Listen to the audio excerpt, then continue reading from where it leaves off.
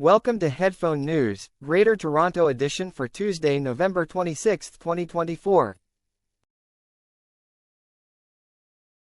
Ontario misses long-term care targets.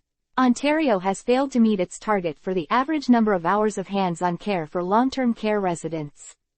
The goal was to provide 3 hours and 42 minutes of care by March 31, 2023, but this target was not reached. While the government asserts it has achieved its goal for the current fiscal year, this occurred outside the established timeline. Staffing shortages remain a critical issue, with a need for over 13,000 additional nurses and nearly 38,000 personal support workers. High turnover rates among care staff raise concerns about the quality of care. Critics are calling on the government to enhance transparency and tackle these staffing challenges. TD Bank faces major compliance issues. TD Bank, based in Toronto, Ontario, is set to hire compliance monitors due to significant legal challenges related to money laundering. In September 2024, the bank pleaded guilty to violating U.S. laws and agreed to pay over $3 billion in penalties. It facilitated more than $400 million in transactions connected to illegal drug sales. Regulators criticized the bank for overlooking warning signs from high-risk customers, which created an environment that allowed illegal activities to flourish. As part of the resolution, TD Bank will undergo independent monitoring for 4 years and faces an asset cap that restricts its growth. CEO Leo Shalom reassured employees that the bank remains financially stable and is dedicated to enhancing its anti-money laundering program.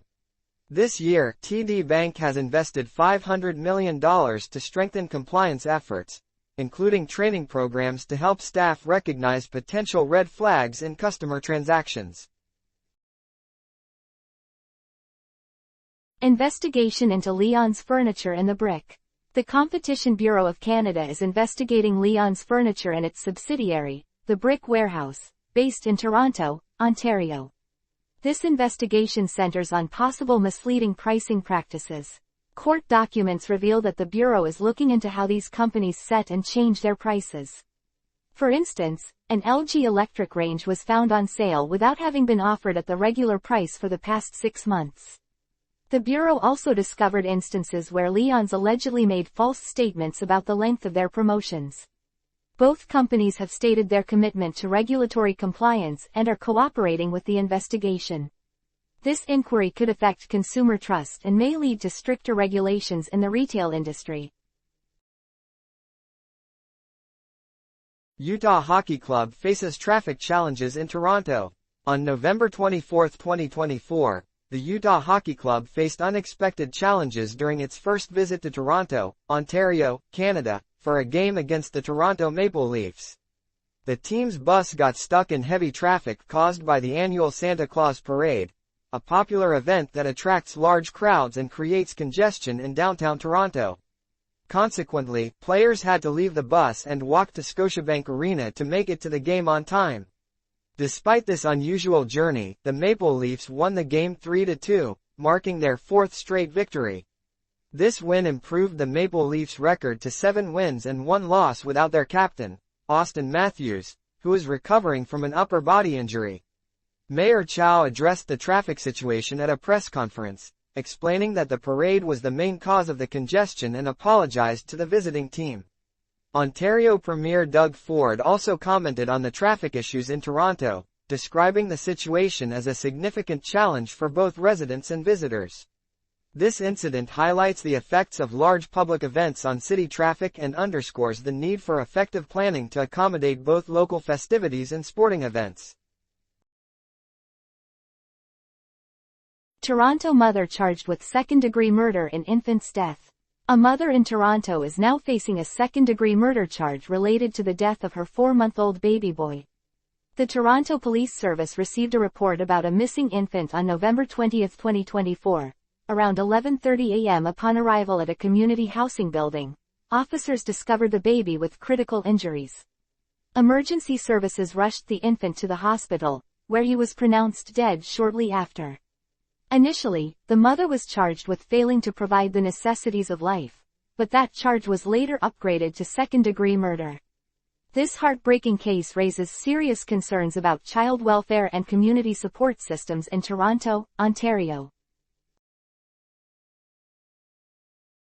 Toronto's pothole repair challenges. Toronto is facing challenges in completing pothole repairs on time.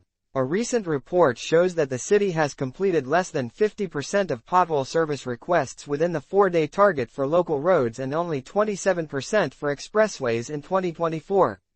While this marks an improvement from last year, it is a decline from 2021 when targets were met 94% of the time for expressways. Changes in how the city measures repairs have impacted these results. City officials are revising the benchmarks for pothole repairs to better align with provincial standards.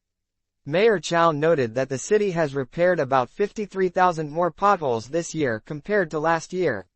Timely repairs are essential for ensuring road safety and maintaining infrastructure. LifeLabs data breach report released. A report on a major data breach at LifeLabs Inc. has been released after a long legal battle. The breach, which took place in 2019, affected the personal health information of about 15 million Canadians. An investigation revealed that LifeLabs failed to implement sufficient measures to protect this sensitive data. The Privacy Commissioners of Ontario and British Columbia completed their report in June 2020. LifeLabs tried to keep the report under wraps but lost its appeal in court, allowing the findings to be made public. Individuals affected by the breach can receive compensation from a settlement of up to 9.8 million Canadian dollars, which is around $7.2 million US. This incident underscores the critical need for better data protection in the healthcare industry. Mother charged with murder in Toronto infant death. A mother from Toronto, Ontario, has been charged with second-degree murder in connection with the death of her 4-month-old son. The incident began when the child's father reported him missing on November 20, 2024. Police located the infant and took him to a hospital, where he was pronounced dead. An autopsy provided evidence that led to the upgrade of the charge from failure to provide the necessities of life. This tragic case marks the 79th homicide in Toronto this year, raising serious concerns about child safety and welfare in the community. Ontario passes law to remove bike lanes in Toronto. On November 25, 2024, the Ontario government enacted a law to remove bike lanes on major roads in Toronto, including Bloor Street, Yonge Street, and University Avenue. This decision has sparked significant debate among politicians and residents. Premier Ford argues that some bike lanes contribute to traffic congestion. Critics say this law ignores public safety and the needs of urban planning. The estimated cost to remove the bike lanes is $48 million, a figure some officials believe is too high. The legislation also includes indemnity clauses to shield the government from legal liability related to the bike lane removals. This action highlights ongoing tensions surrounding transportation and city planning in Toronto. Ontario passes bill impacting bike lanes. On November 25, 2024, the Ontario government passed Bill 212, a controversial law that allows the removal of major bike lanes in Toronto. This legislation also permits the construction of Highway 413 without completing required consultations with Indigenous groups or environmental assessments. Municipalities must now seek provincial approval to install bike lanes if it involves removing vehicle lanes. Many cycling advocates and opposition leaders criticize the bill, claiming it undermines cycling infrastructure and overlooks environmental concerns. This legislation has ignited a significant debate regarding urban mobility and the rights of local communities in Ontario. Toronto offers early winter programs for seniors. The City of Toronto is launching early access to winter recreation programs specifically for seniors. Registration opens on November 26, 2024, at 10 a.m. This initiative is designed to help seniors combat isolation during the winter months.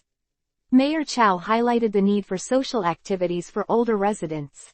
General registration for all other residents will begin on December 3 and December 4, 2024.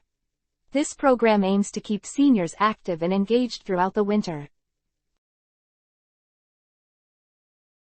Ontario Premier addresses intimate partner violence. Ontario Premier Doug Ford stated a strong, zero-tolerance policy against intimate partner violence but did not support the Intimate Partner Violence Epidemic Act, which aims to declare this issue an epidemic in the province. This announcement coincided with the International Day for the Elimination of Violence Against Women.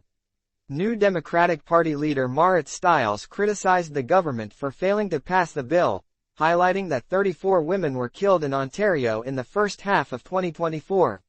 Stiles urged for more resources to help victims. The Ontario government plans to invest around $1.4 billion Canadian dollars each year to support families affected by violence. That is all the news for today. Thank you for listening to today's Headphone News. News summary brought to you by AI.